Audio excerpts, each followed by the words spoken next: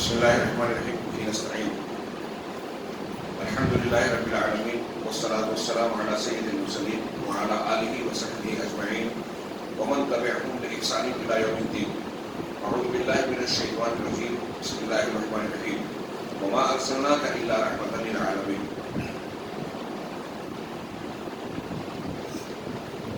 محترم حاضرین، کل کے درس میں ہم نے یہ پڑھا تھا کہ ایک مسلمان پر 4 چیزوں کا سیکھنا واجب اور فرض ہے.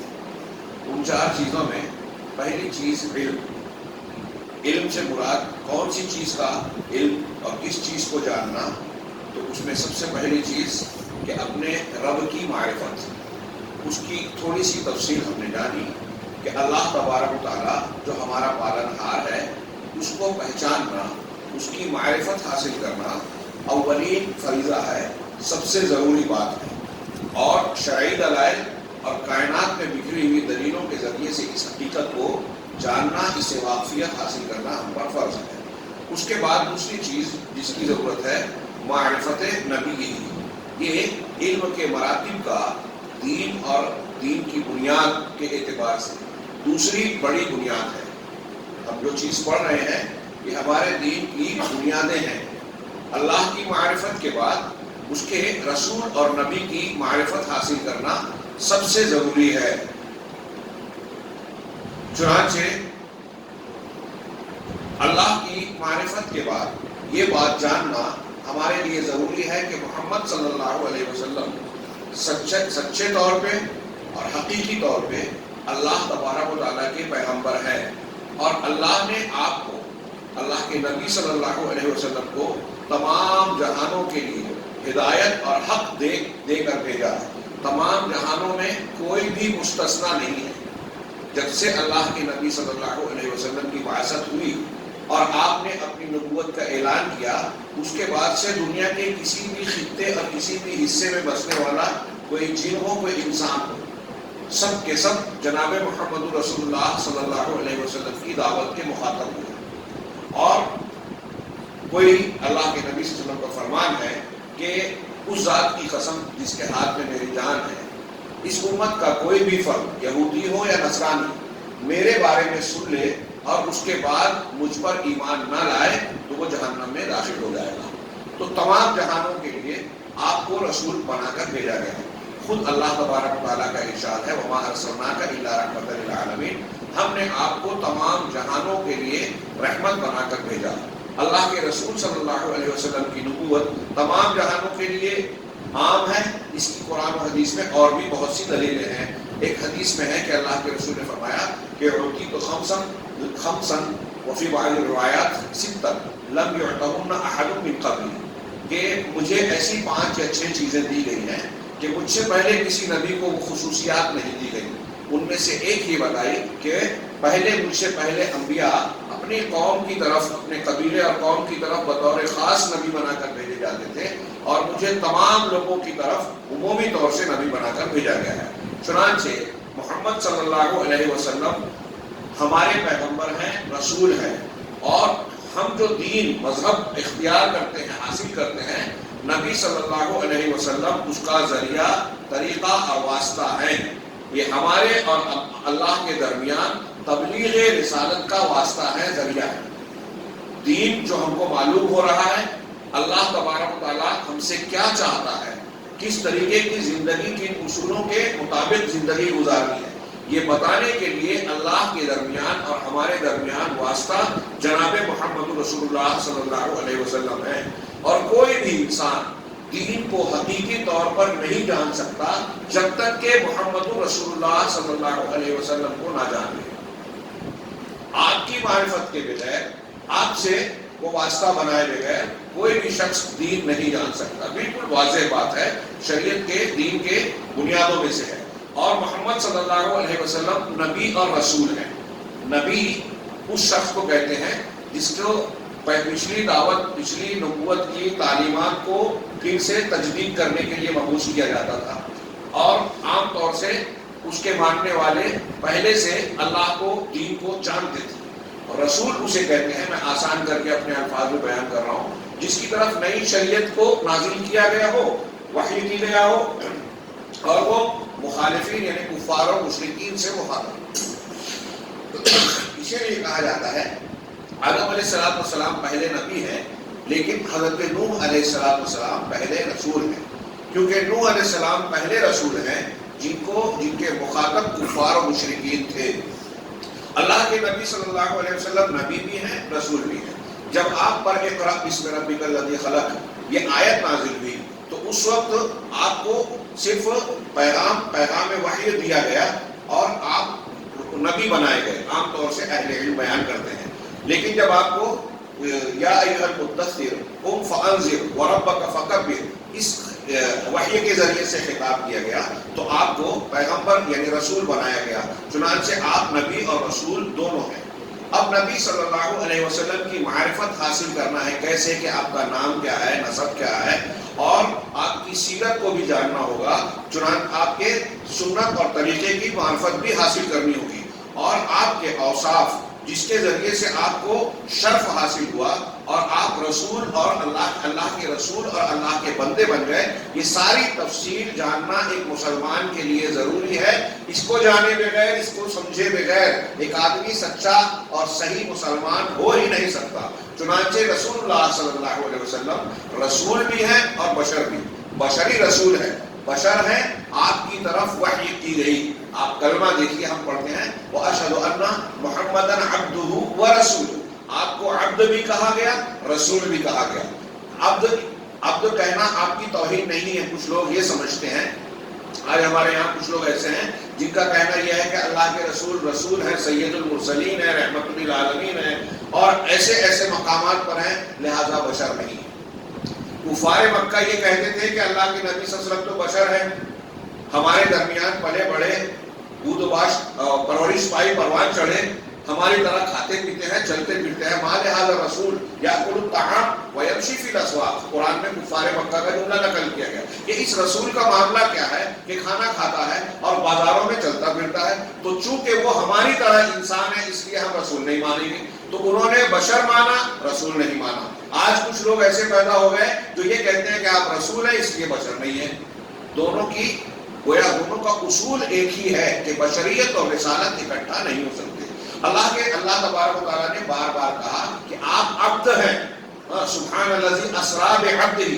آپ کے لیے جو اعلیٰ مقامات کا تذکرہ کیا گیا وہاں عبدیت کا ذکر کیا گیا، تاکہ ہم اور آپ یا کوئی انسان اس غلط فہمی کا شکار نہ ہو جائے کہ اگر آپ نے ایک رات میں مکہ سے بیت المقدس کا اور وہاں سے آسمانوں کا سفر کیا ہے تو آپ کے اندر اللہ تعالیٰ کی کچھ خصوصیات آ گئی ہوں، آپ انسانوں سے کے دائرے سے اور بندگی کے دائرے سے آپ باہر ہو گئے ہو. نہیں، آپ اس سارے مقام کے باوجود اللہ کے عبد ہیں، معبود نہیں ہیں.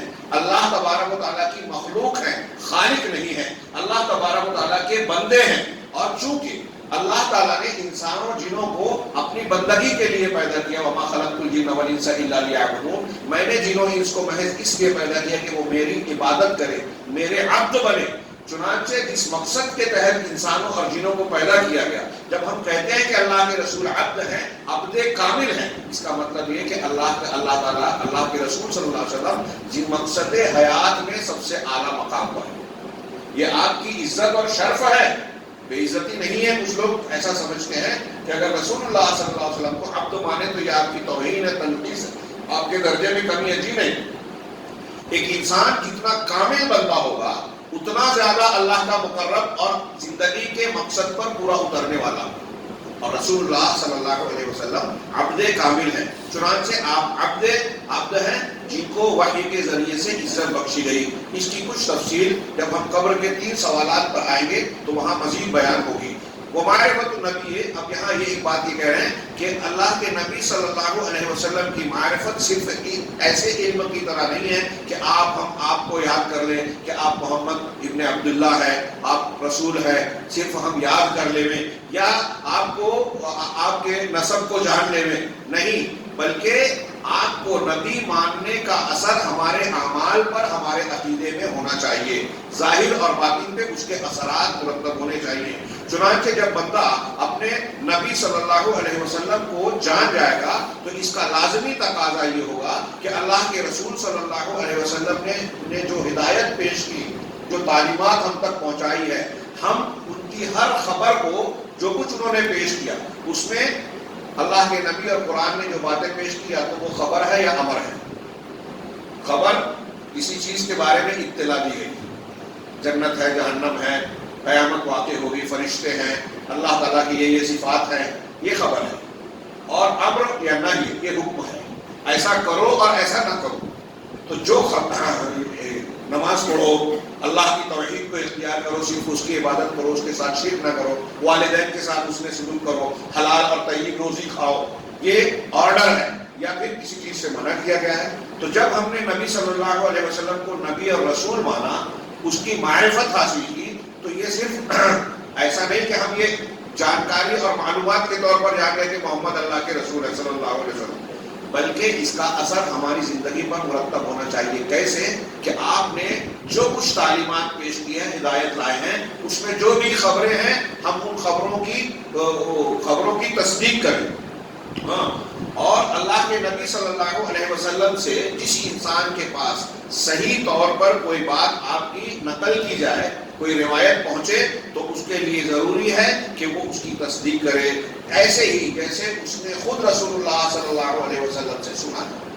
آپ نے یہ بیان کیا کہ مکھی کے ایک پر میں بیماری ہے، ایک میں شفا ہے، ہم اس کو قبول کر لیں. آپ نے یہ بتایا کہ قبر میں عذاب ہوتا ہے، ہم اس کو قبول کر لیں. آپ نے جو باتیں بتائی، خبریں دی، ساری کی ساری ہم اس کو مان لیں گے.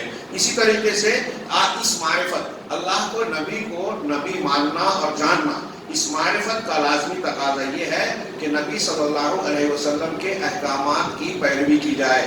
آپ نے جو حکم دیا ہے ہم اس کو بجا لائیں، اور جن چیزوں سے آپ نے منع کیا ہے، ڈانٹا پھٹکارا ہے، ان سے اپنے آپ کو روک لیں. اور وَأَن يَرْضَىٰ بِكُلِّ مَا جَاءَ بِهِ، اور رسول اللہ صلی اللہ علیہ وسلم جو کچھ لائے ہیں اس سے ہم راضی ہوں.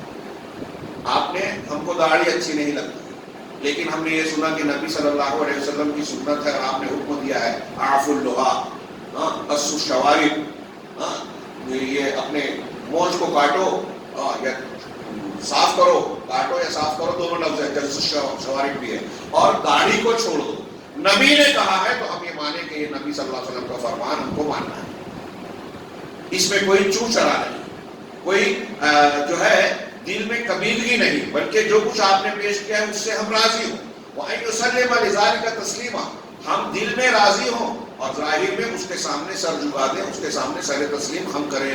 چنانچہ ایک مسلمان جب یہ سنتا ہے کہ رسول اللہ صلی اللہ علیہ وسلم کی جانب سے یہ بات اور یہ حکم آیا ہے، تو اس پر واجب ہے کہ سب سے پہلے اس کی تصدیق کرے کہ ہاں یہ سچ ہے، ہم اس کو مانتے ہیں. اور دوسرا یہ کہ اپنے دل میں اور اپنے اعمال میں، ظاہر میں بھی اور باطن میں بھی، دوسرے نمبر پر اس کو اپنا حکم بنا لے کہ نبی کا فرمان ہے تو ہم اس کو فیصل مانتے ہیں. ہماری طبیعت اور دماغ اس کو قبول کرے یا نہ کرے، ہمیں یہ لگتا ہے کہ سائنس اس کو نہیں مانتا، ہمیں یہ لگتا ہے کہ دنیا کے لوگ اس کا مذاق اڑائیں گے، لیکن نبی صلی اللہ علیہ وسلم کا فرمان ثابت ہے تو ہم اس پر سر جھکا دیں گے. کوئی مانے یا نہ مانے، کوئی مذاق اڑائے، کوئی فرق نہیں پڑتا، ہم کو ماننا ہے.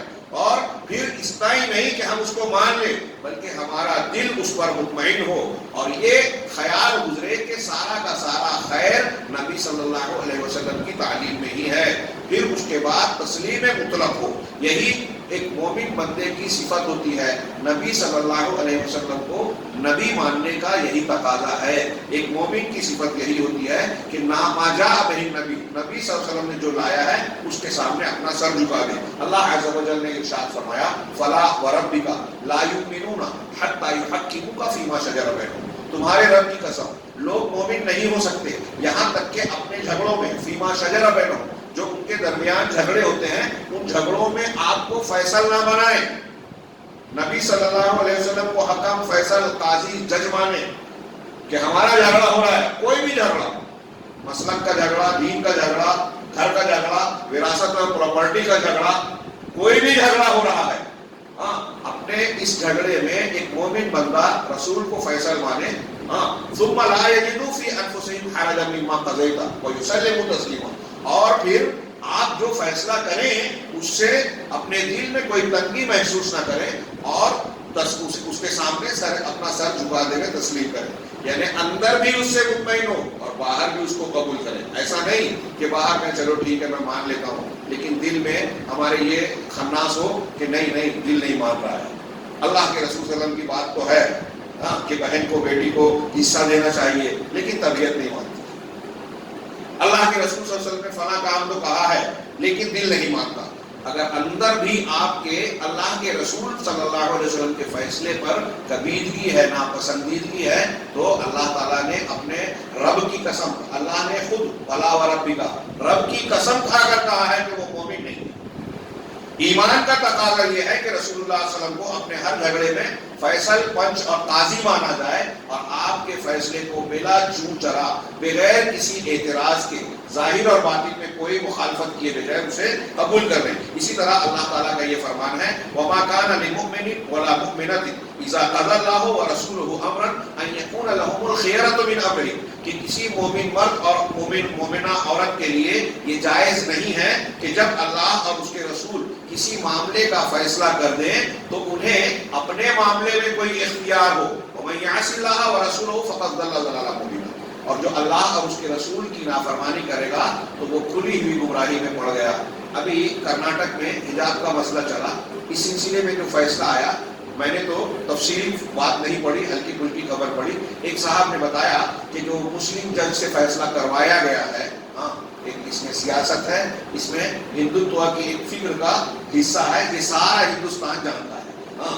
تو اس کو اس سے کروایا گیا ہے. اس نے اپنے فیصلے میں شاید یہ بات بھی کہی ہے، سورہ بقرہ کی آیت کا اس نے حوالہ دیا، لا اکراہ فی الدین قد تبین الرشد من الغی، کہ دین میں کوئی زور زبردستی نہیں ہے. تو انہوں نے کہا اس آیت سے یہ معنی نکالا اس مسلمان کہلانے والی خاتون نے کہ اس سے دیکھیے پتہ چلتا ہے کہ کوئی جبرن نہیں ہے. پردہ اگر کوئی عورت کرنا چاہتی ہے تو کرے، نہیں کرنا چاہتی تو نہ کرے. اور اگر اسکول کالج کا معاملہ ہے تو وہاں ایک الگ انہوں نے جو بھی کہا ہو. تو گویا انہوں نے یہ کہا کہ ایک مسلمان عورت کو اختیار ہے، گویا یہ کہنا چاہ رہی ہے، زبردستی نہیں ہے.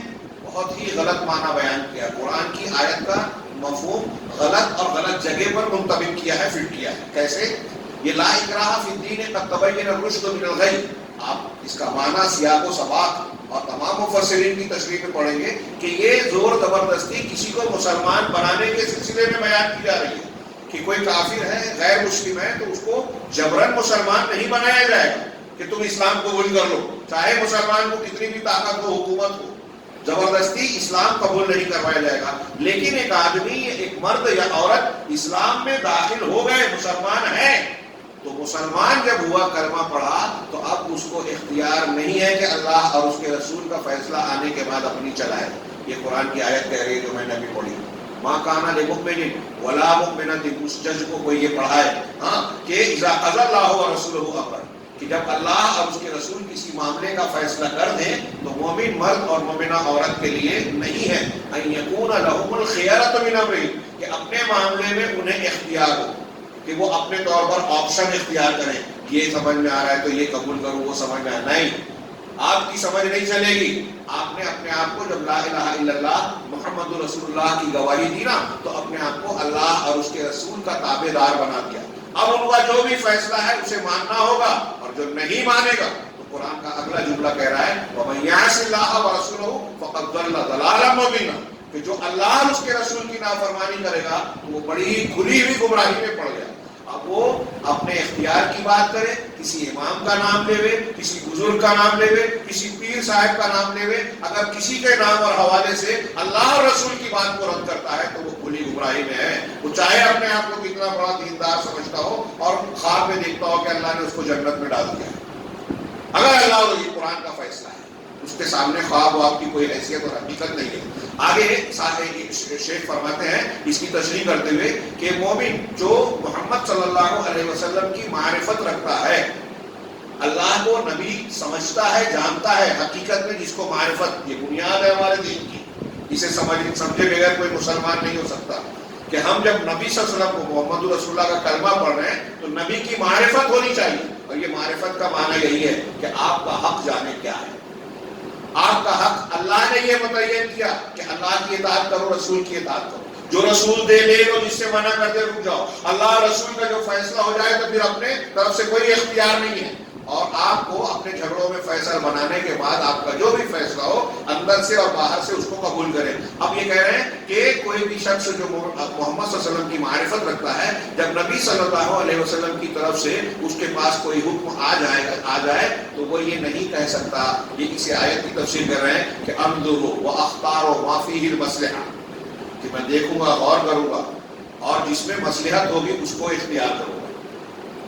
میں غور کروں گا، اللہ کے رسول کی حدیث آ گئی، سنت آ گئی، آپ کی تعلیم آ گئی، تو کوئی مسلمان یہ نہیں کہہ سکتا کہ میں سوچوں گا، دیکھوں گا، اور جس میں مصلحت ہے اسے اختیار. ہمارے یہاں بہت سے لوگ، ہمارے کچھ دوست تھے مالیگاؤں میں، سوال کرتے تھے، وہ حنفی اہل حدیث، میں اس بات کو مسلک کے تناظر میں نہیں، میں اس فکر کو پیش کرنا چاہتا ہوں. وہ آگے کہتے تھے کہ یہ ہم نے تو جان لیا، مان لیا کہ رفع الیدین کرنا اللہ کے رسول صلی اللہ علیہ وسلم سے ثابت ہے. بالکل صاف صاف حدیثیں ہم نے پڑھی، رکوع میں جانے کے وقت، رکوع سے اٹھنے کے وقت رفع الیدین ثابت ہے، بالکل صحیح ہے، ہم مانتے ہیں. لیکن کیا اگر وہ نہیں کریں گے تو نماز نہیں ہوگی کیا؟ نہیں کریں گے تو نماز نہیں ہوگی کیا؟ تو میں نے ان سے سوال کیا کہ ایک کام کرو، ایسی لسٹ بنائیے کہ ہم کیا کیا نہیں کریں گے جو اللہ کے رسول سے ثابت ہے، کیا کیا نہیں کریں گے تو نماز ہو جائے گی. وہ ساری چیزیں چھوڑ دیں گے. ایسے کیسے بات؟ سوچیے ذرا سا، آپ کیا پوچھ رہے ہیں، کیا کہہ رہے ہیں. ایک مومن بندے کا سوچنے کا یہ انداز ہو سکتا ہے کیا؟ کوئی صحابی آپ کو ایسا ملے گا کہ نبی صلی اللہ علیہ وسلم کی یہ سنت ہے، مجھے معلوم ہو گئی، لیکن اس سنت پر میں عمل نہیں کروں گا تو چلے گا کیا؟ ایک ہے سنت کا بحیثیت سنت ماننا، ایک ہے اللہ کے نبی صلی اللہ علیہ وسلم کے طریقے کے طور پر ماننا. ایک آدمی ایک سنت پر عمل کر رہا ہے یا نہیں کر رہا ہے، یہ ایک بات. اور ایک آدمی رسول اللہ صلی اللہ علیہ وسلم کی سنت بات کے طریقے کو برا سمجھ رہا ہے، مصلحت کے خلاف سمجھ رہا ہے، یا اسے نقصان دہ سمجھ رہا ہے، یہ ایک دوسری بات ہے. آپ نواقض ایمان میں پڑھیں گے کہ جن چیزوں سے ایمان انسان کا ٹوٹ جاتا ہے اور آدمی اسلام سے باہر ہو جاتا ہے کلمہ پڑھنے کے بعد، اس کا لا الہ الا اللہ ٹوٹ جاتا ہے. ان میں سے ایک وجہ اہل علم نے بیان کی ہے قرآن و حدیث کی دلیلوں سے کہ رسول اللہ صلی اللہ علیہ وسلم کی لائی ہوئی تعلیمات میں سے کسی چیز کو ناپسند کرنا، اس سے بغض رکھنا. آپ اگر اللہ کے رسول صلی اللہ علیہ وسلم سے کسی چیز سے بغض رکھتے ہیں تو یہ آپ کو کافر بنا دے گا. کوئی معمولی بات نہیں ہے، یہ چھوٹی بات نہیں ہے. میں نے شاید اس سے پہلے بھی ذکر کیا تھا ابتدائی درس میں، ماؤں بہنوں کو خطاب کر کے، کہ ہمارے ہاں ایک سے زیادہ 4 شادی کی اجازت کی جب بات ہوتی ہے تو جو بحث چلتی ہے اس کو کچھ لوگ مذاق میں لیتے ہیں. اللہ رسول نے جس چیز کی اجازت دی ہے اس میں شر ہوگا کیا؟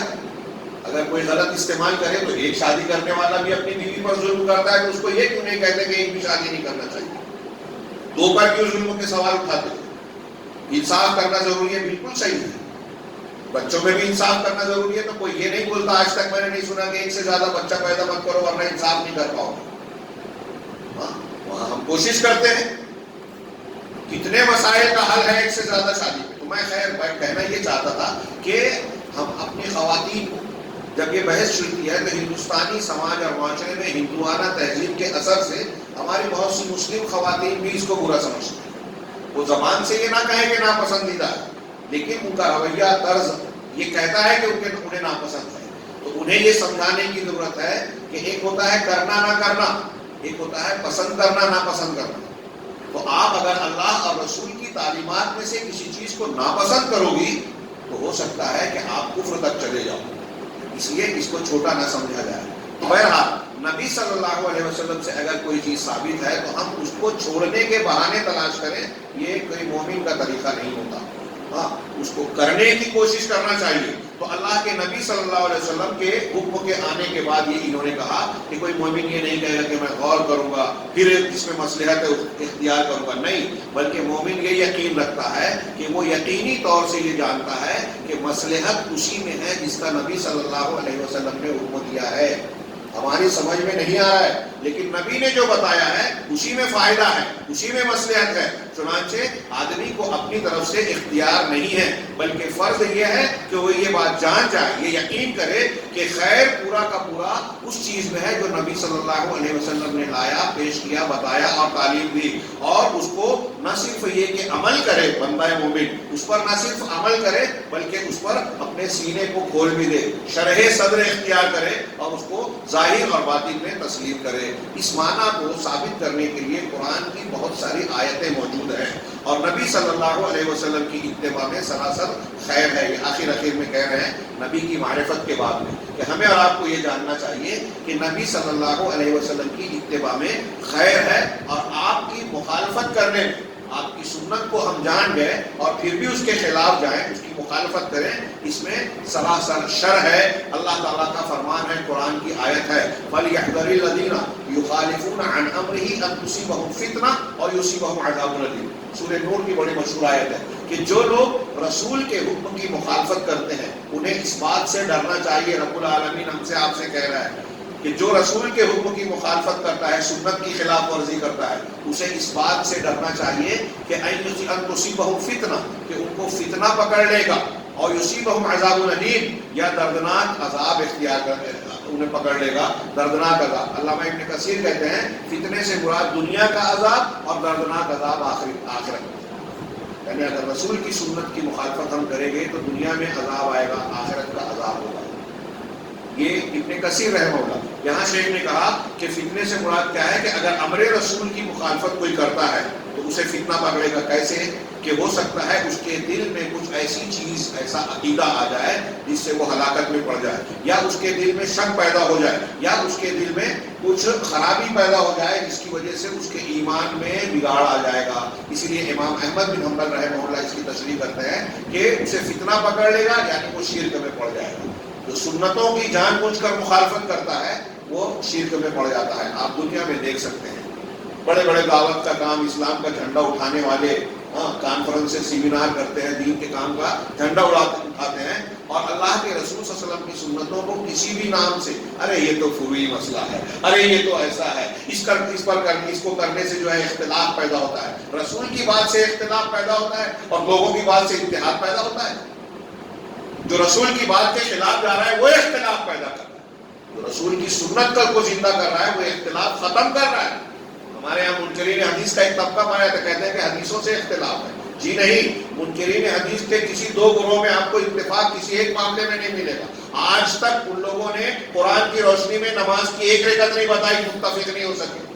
حدیثوں کے نہ ماننے سے اختلاف بڑھتا ہے۔ اللہ کے گھر میں ایک علمی بات اور بہت اہم بات کہہ رہا ہوں کہ جو لوگ حدیثوں کو نہیں مانتے، بدعت کرتے ہیں، سنت کی مخالفت کرتے ہیں، وہ صراط مستقیم سے اختلاف پیدا کرتے ہیں۔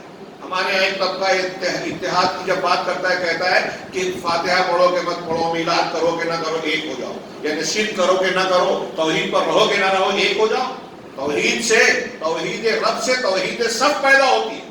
آپ توحید پر جمع ہوئیے تو ایک عقیدے کے ساتھ جو اتحاد پیدا ہوگا وہ کسی اور طریقے سے اتحاد پیدا نہیں ہو سکتا۔